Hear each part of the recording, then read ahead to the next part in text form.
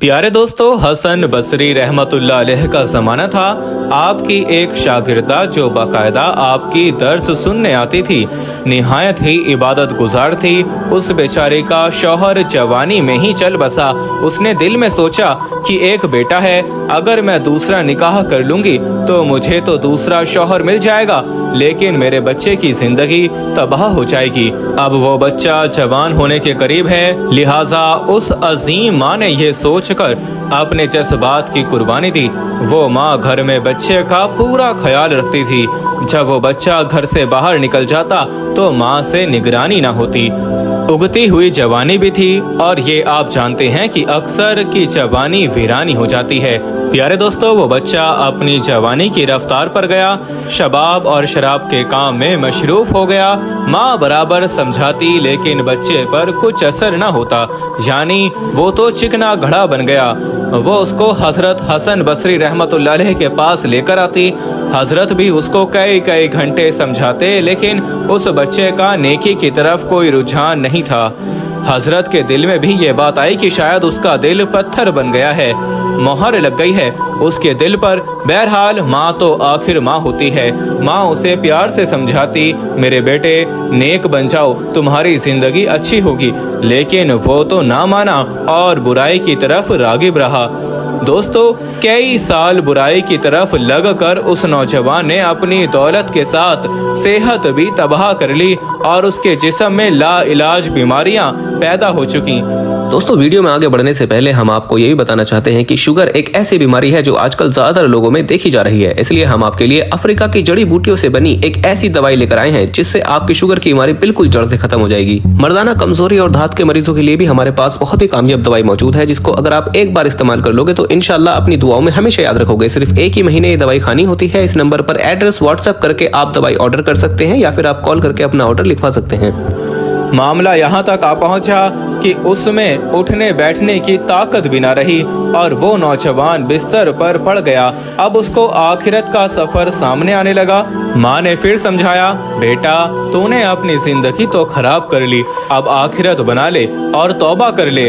अल्लाह बड़ा गफूर और रहीम है, वो तुम्हारी तमाम गुनाहों को माफ कर देगा। प्यारे दोस्तों, मौत को सामने देखकर उस नौजवान का दिल मौम पड़ गया और इस बार माँ के समझाने पर वो नौजवान कहने लगा, माँ मैं कैसे तौबा करूं? मैंने बहुत बड़े गुनाह किए हैं जिनकी माफ़ी नहीं। माँ ने कहा, बेटा हजरत हसन बसरी रहमतुल्लाह अलैह से पूछ लेते हैं आखिर किस तरह से माफ़ी मांगी जाए। बेटे ने कहा, माँ अगर मैं मर जाऊं तो मेरा जनाजा हजरत हसन बसरी रहमतुल्लाह अलैह से पढ़वाइए। ये सुनकर माँ हजरत के पास गई। हजरत खाने से फारिग हुए थे और थके हुए थे और दर्स भी देना था, इसलिए कैलुल्ला के लिए लेटना चाहते थे। माँ ने दरवाज़ा खटखटाया, पूछा कौन? बोली, मैं आपकी शागिर्दा हूँ, मेरा बच्चा आखिरी हालत में है, वो तौबा करना चाहता है, आप मेरे घर तशरीफ ले चलें। प्यारे दोस्तों, हसन बसरी रहमतुल्लाह अलैह ने सोचा कि ये नौजवान फिर से धोखा दे रहा है और मेरा वक्त ज़ाया करेगा। सालों गुजर गए उस नौजवान पर, अब तक तो मेरी बात असर ना की, अब क्या करेगी? ये सोचते हुए हजरत हसन बसरी रहमतुल्लाह अलैह अपनी शागिर्दा से कहने लगे, मैं अपना वक्त क्यों ज़ाया करूं? मैं नहीं आता। माँ ने कहा, हजरत उसने तो ये भी कहा है कि अगर मेरा इंतकाल हो जाए तो मेरा जनाजा हजरत हसन बसरी से पढ़वाइए। हजरत ने कहा कि मैं उसके जनाजे की नमाज नहीं पढ़ाऊंगा, उसने तो कभी नमाज पढ़ी ही नहीं। वो शागिर्दा थी, छुप कर चली गई, बेचारी रोती हुई घर आ गई। बेटे ने पूछा, क्या हुआ माँ? उसने कहा कि एक तरफ तेरी ये हालत है जिसे देखकर मैं अजियत में हूँ, और दूसरी तरफ हजरत ने भी इनकार कर दिया, क्योंकि उनके समझाने पर भी मेरे बच्चे तूने उनकी बातों पर कभी अमल नहीं किया, अब वो भी हमारी बात नहीं सुन रहे।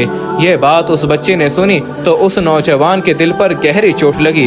वो नौजवान दर्द अंदाना लहजे में अपनी माँ से कहने लगा, माँ मेरी एक वसीयत सुन लीजिए।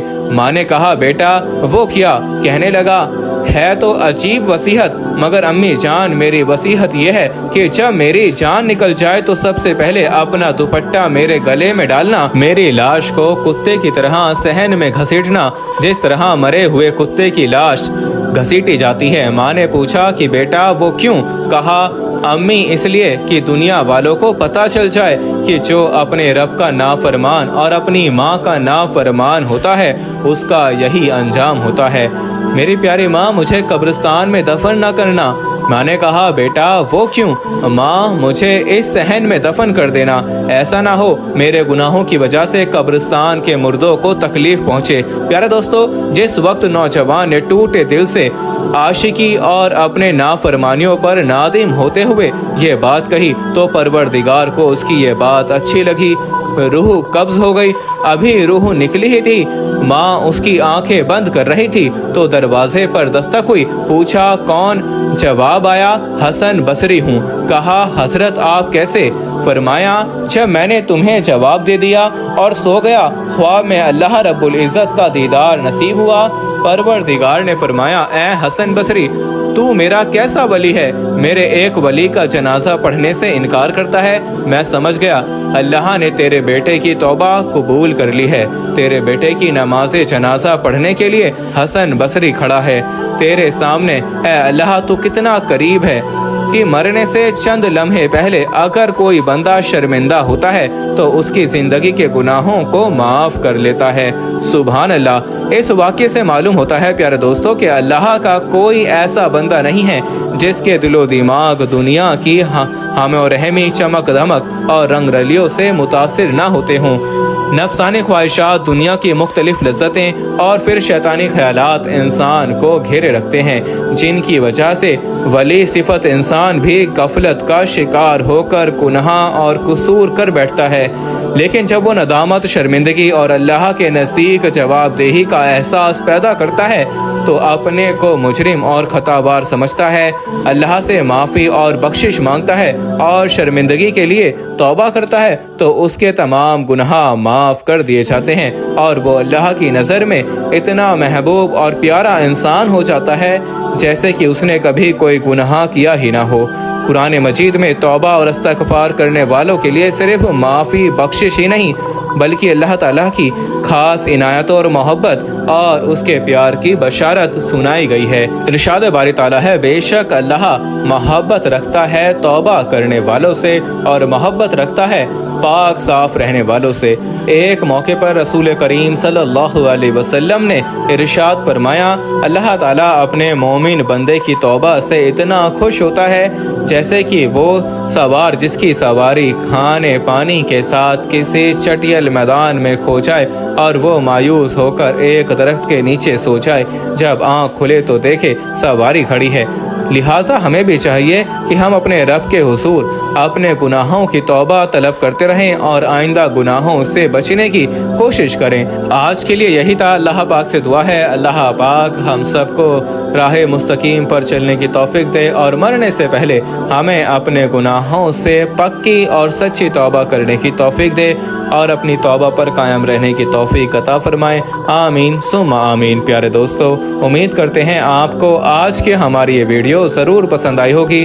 अगर आपको ये वीडियो पसंद आया हो तो इस वीडियो को दिल से लाइक करें और ज़्यादा से ज़्यादा लोगों तक इस वीडियो को सवाब की नियत से शेयर करें। और इस वीडियो के बारे में आपकी क्या राय है कमेंट सेक्शन में अपनी राय का इजहार ज़रूर दें और मज़ीद इसी तरह की रोज़ की वीडियो पाने के लिए हमारे चैनल को ज़रूर सब्सक्राइब करें। मिलते हैं फिर एक नई वीडियो के साथ, तब तक के लिए अल्लाह हाफिज़।